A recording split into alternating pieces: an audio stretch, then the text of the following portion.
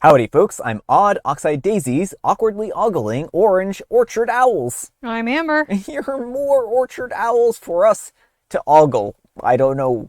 That's a very weird thing to do, but It let's get is. started on that. And I mean, just so everyone is clear, Brian has written all of the tongue twisters for a while, so if they're weird, you can blame him.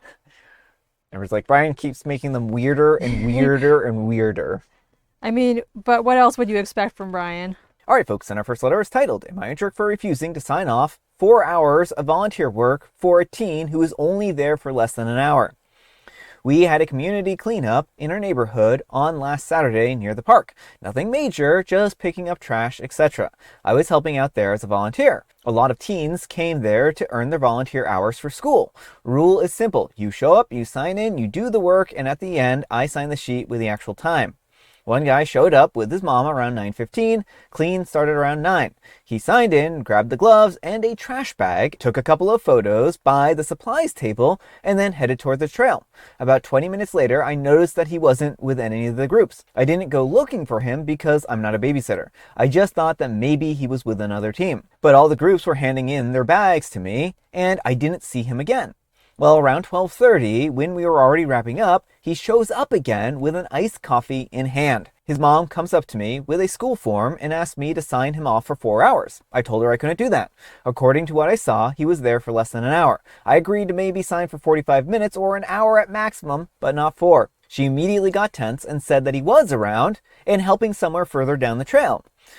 I said that if one of the team's leads confirmed it, that I would sign more, but I couldn't do that without that. She lowered her voice and said that he needed those hours for a school requirement. Otherwise, he would be in trouble. I said that it felt strange to me to sign for something that didn't happen. Guy stood there silently, didn't say anything, and was staring at his phone. After his mom said that I was humiliating him in public, though there were almost no people, I replied that I wasn't calling him lazy or anything like that. I just wouldn't sign off for 4 hours if he hadn't actually worked them. I ended up signing for 1 hour and seeing him and his mom angrily leave the park. Now I'm not sure about my decision and even feel myself a bit cruel, but it seems to me that volunteer hours will lose their meaning if all would show up, take a picture, and ask their parents to ask others to sign off the paper. Am I the jerk? All right, folks, what do you think? Absolutely not the jerk. I think OP would have been the jerk if they falsified this and signed off for 4 hours. Yeah. You know, this is one of those situations where it would be unfair to the people who actually showed up and did the work. The point is not just to get the time for school. The point is to, teach kids work ethic or whatever the school's motive is. Yeah. And by skipping out and going for an iced coffee, he's not doing the same thing that everyone else is. Well, that's just it, is like he needed to put the time and energy and effort into basically doing this volunteer work. And I mean, I know that volunteer hours can be a pain, but I mean, I think a lot of schools have a requirement for that. I mean, my school had a requirement for like 35 hours of volunteer work. I mean, I kind of feel like in some respects, maybe people do more volunteer work than they realize at some points in time. But and because I was part of a church and we never had them sign off on things and we were always doing things. And so I feel like I probably did way more than the 35 hours, but it was never really documented. That's right? the thing is my school did not have volunteer requirements. And I was like, oh, I'm so glad I don't have to do that. But I was on the YA board, for the Young Adult Advisory Board at my public library. Yeah. And so a lot of kids naturally do these kind of things, and you can get these volunteer hours. It doesn't have to be trash cleanup if that's not your jam. Yeah. There are all kinds of community organizations that need help in a way that may be right up your alley. Yeah, exactly. So I think that there is a lot of room here for him to get a lot of hours in, but they need to actually do the time and do them appropriately and not lie about it, right? That's, again, I think what OP said here would be unfair to the people who are actually volunteering. And, if one student gets away with it, then they're going to be like, oh, this person is going to sign off on your hours no matter what. So just go ahead and go to their cleanup and they'll be, fine with signing off on things. So I think that would be unfair. I think that would create a pretty bad precedent. And I think that OP made the right decision here. But let me know what you folks think. So anyhow, take care and good luck. Alright folks, and our next letter is titled, My husband, a 31-year-old male, admitted that he lied to me, a 29-year-old female, about a deal breaker before we got married. About a week before we got married, I told my husband that joining the military would be a deal breaker for me. I have nothing against people who serve, but I do not want the military spouse lifestyle. I kind of suspected that this may be of interest to him, which is why we had this conversation. I eventually want children, and I don't want to raise a family with the possibility of a parent being deployed, absent from military obligations, or put in dangerous situations.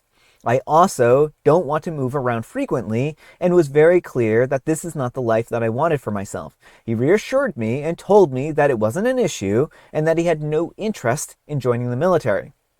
Now, 3 weeks after our wedding, he has told me that he wants to join. He says that he may only join the National Guard because it's less dangerous, but he also admitted that joining the military has always been a dream of his. When I asked him why, he told me that he wasn't interested in joining before we got married. He admitted that he lied because he was afraid I would leave him, and immediately started talking about potentially getting a divorce, claiming that I'm keeping him from his dreams. I told him that I support him by pursuing the life that he wants, but I don't want to stand in the way of his dreams. And I know that if he gives them up for me, then he may resent me for it later. I want to see him become successful at something that he loves and 100% support him. My feelings about the military have not changed. I still do not want to be a military spouse, and I still do not want that lifestyle for my future family. More than that, I'm having a hard time getting past the fact that he knowingly lied to me about something that he knew was a deal breaker before we got married. I would not have gone through with a marriage knowing this and feel very deceived. I'm trying to figure out how to navigate the situation where my husband wants a future that I explicitly said was incompatible with the life that I want, and where he admits that he concealed that from me before we got married. How would you approach the situation? And what would you be focusing on if you were in my position? All right, folks, what do you think?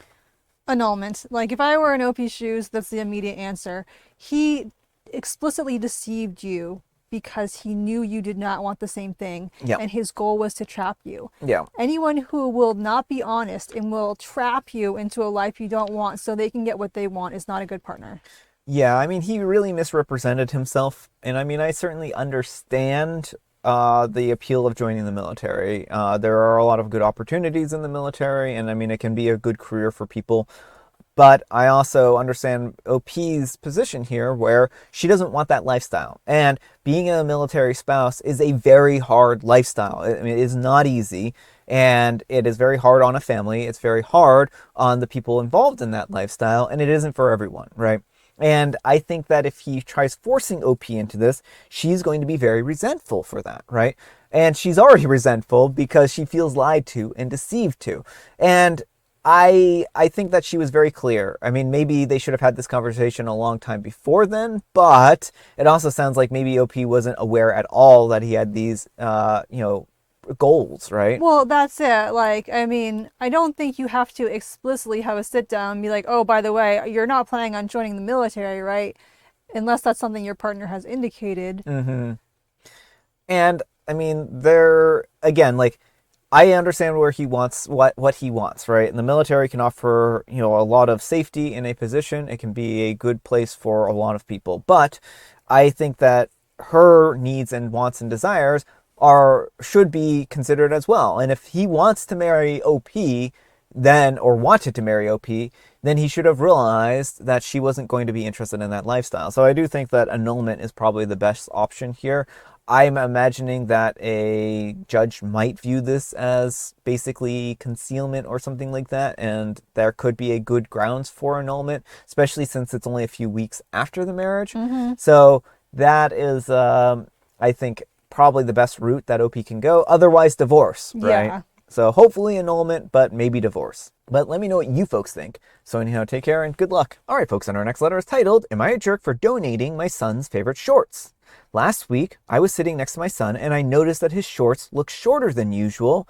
So next time I did the laundry, I donated them for him. Today, he just noticed and asked where they were. So I told him that I donated them because they got too short and too tight. And then he got angry and said that they're supposed to look shorter when you sit, and that those shorts were loose fit and the most comfortable pair that he had. I didn't believe him, and I told him that it was about time to get rid of them anyways, since they're almost a year old. He didn't say anything and just left the house and then came back 4 hours later with the shorts. He then told me that he went around town looking for them, so I told him to return them. But he refused because he was sick of me donating everything that he likes, so I told him that if he doesn't like it, that he can move out. Am I the jerk? All right, folks, what do you think? Yes, OP, you are the jerk. Now, OP does say in the comments her son is 17. Even if he had been a younger child, this would have been a gross thing to do. But the fact that he is basically an adult and OP is just getting rid of his possessions because they don't like the fit on him, those were his shorts. It's up to him how he wears them. Yeah, I mean, I think that this was really odd too because they say they're only a year old. I mean, I Yeah. have clothes that are much I have clothes from much high older. school. Yeah. Like I have this one t-shirt that my mom got me for like my 18th birthday that like I've worn so much the paint has faded off the front, but it's still so soft and comfy. And so I mean it's a PJ top now, but you know. Yeah, I mean, I have clothes that are embarrassingly old. And so, I mean, I don't think that this is right for her. Like, people can choose what kind of clothes they want. They can choose what kind of fit they want.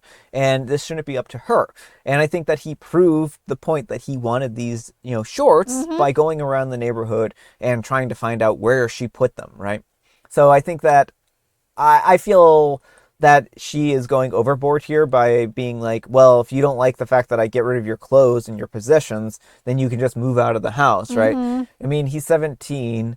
I'm sure he's not going to stick around much past 18 anyways, the way that OP is acting here, right? But I feel like they owe him a place to live and a roof over their heads and also some level of autonomy, right? If these shorts were completely ragged and holey and stuff like that and inappropriate and showing inappropriate things, then I could understand them being a little more dedicated to the cause of getting rid of them. But again, like, if these weren't harmful or anything like that, then I can't see why it was such a big deal. But let me know what you folks think. So anyhow, take care and good luck. But folks, let's see what the Wheel of Judgment has to say. Wheel of Judgment, turn, turn, turn. Tell us the judgment that OP's earned. Therapy. I mean, that might be apt. There's got to be a reason that OP is trying to control her son's shorts. They might also need family therapy. Maybe that's the indicator. All right, folks, and our next letter is titled, Am I a jerk for keeping the handbag that my wife threw away because I thought that she would want it back someday? My wife has struggled with alcoholism for several years. She has done a lot of good work to get better, and I love and support her through all of it. Her drinking was a problem, but it was very self-focused, and rarely did she do something that hurt anyone else, including me. She did a lot of secret drinking that I was surprised to find out about.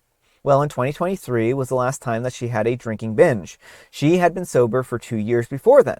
It was hard to watch. Every year of sobriety, she will buy herself something nice to celebrate. She got herself a cute handbag for work the year before she slipped up.